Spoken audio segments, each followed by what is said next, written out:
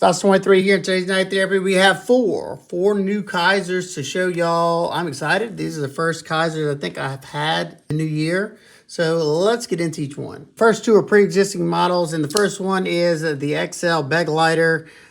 This one has a stonewash blade and the green linen micarta on this one. I like the XL Begleiter a good bit. My black one did have a little bit up and down play after a while, but I did take care of it on that button lock. I did some spine wax. This one is rock solid. And that's one thing I can tell you about button locks. I've had a button lock from every company that is doing them under $100. I've had at least one from each of them fail on me. And that's what you're going to have with button locks. Button locks aren't my favorite locking mechanisms. If it has a very weak detent to it, you may want to check that spring. If you can press the spring, it'll make that a little bit stronger. If it's too strong on you, you can pull the spring apart a little bit and it'll make it a little bit easier to manipulate. I've done testing with the XL Begleiter and they perform excellent because you got that high flat grind on it. 154 cm steel, comfortable in hand, long row of jimping. This is an Azo design, tip up left or right handed pocket clip on these, multi deployments. So if you like a nice full-size knife, I think this is almost a 4-inch blade. It might be 4 inches. If you like them big, this is a good knife.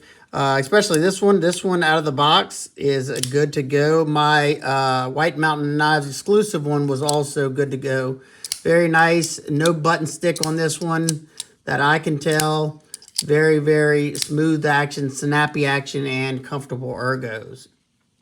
So that's the first one. One that's been out before, just not in this format, and that is the Kizer Guru. This is a Matt Degnan design. Guru, they don't have his thing on here, but Matt Degnan design. And I owned the titanium S35VN version a long time ago, and I bought the flipper, then I went with the thumb stud. So it was cool to get one of these back in the collection because I liked the Guru a good bit. It's a nice size. You can choke up on it if you want. 154 cm on this one. This one's the black washed. They also have it in a, I think just a regular stone wash. I will have my affiliate links down in the description to all these that I can find. So if you want to help support the channel and you plan on buying one of these anyway, you could just get it from there. If not, no harm, no foul. Not a big deal.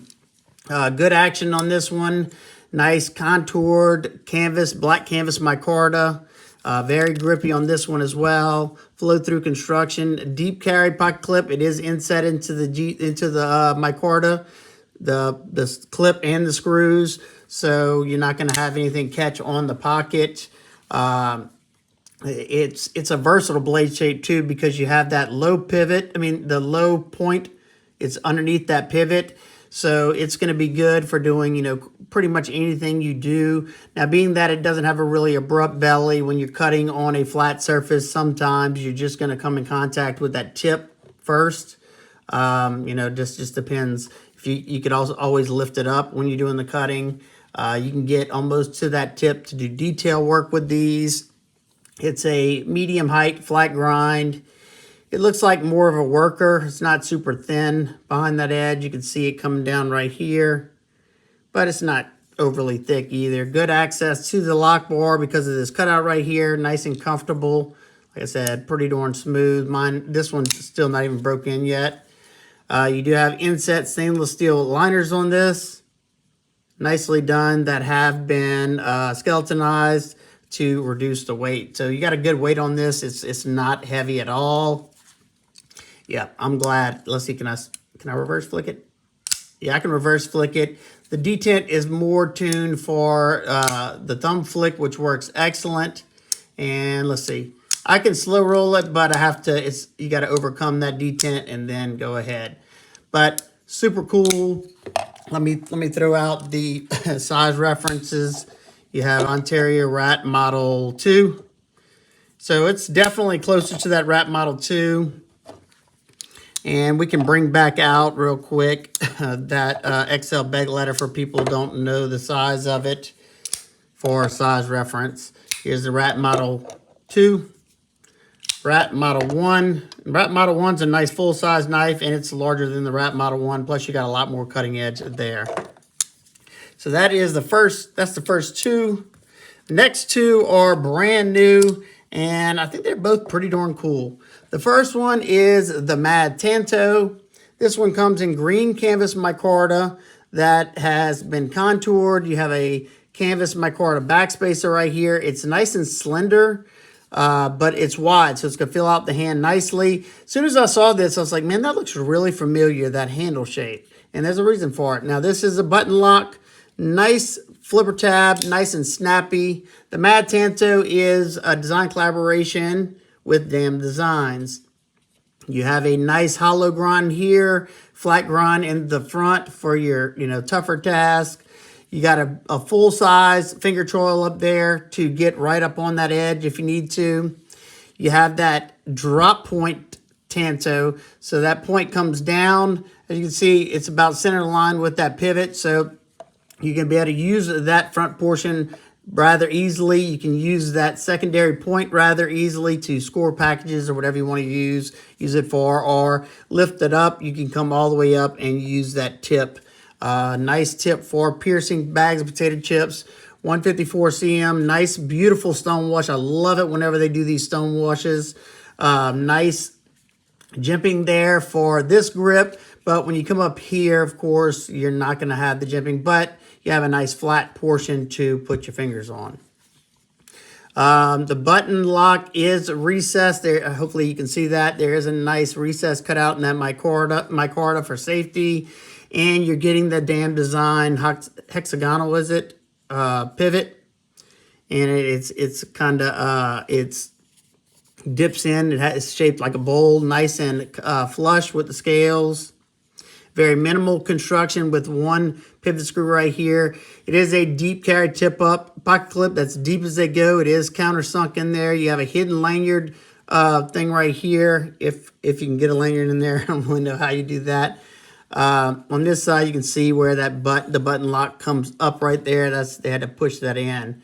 Nice action on this. Very smooth action. Perfectly centered. Now, one thing I didn't really understand, but it's not a big deal, but where you're flipping it, I usually if you want to come right there, no thought, just pull it back and do the light switch. But to do a push button, you're going to pretty much grab the tip of that and then pull back. So that jimping is not really, I don't really know why that's there, because, I mean, you got to pretty much put it on the top of that little point. But I'd much rather do the light switch. It's just as comfortable, comes out just as fast. Ergos feel good. I'll probably do a full review of this one, being this is a new model. If y'all want to see a full review and testing of this, y'all let me know. That is the new Kizer Mad Tanto. I wonder why it's mad. What happened? What's going on? Nice inset stainless steel liner in there too. And the weight on this one's nice as well. Super light. And the last one, and this is the Kizer Spot. They had two different variations. This one is the front flipper. They also have one, I'm pretty sure that was just a regular flipper. This one is in aluminum scales, black hard anodized aluminum. Nice finish to it.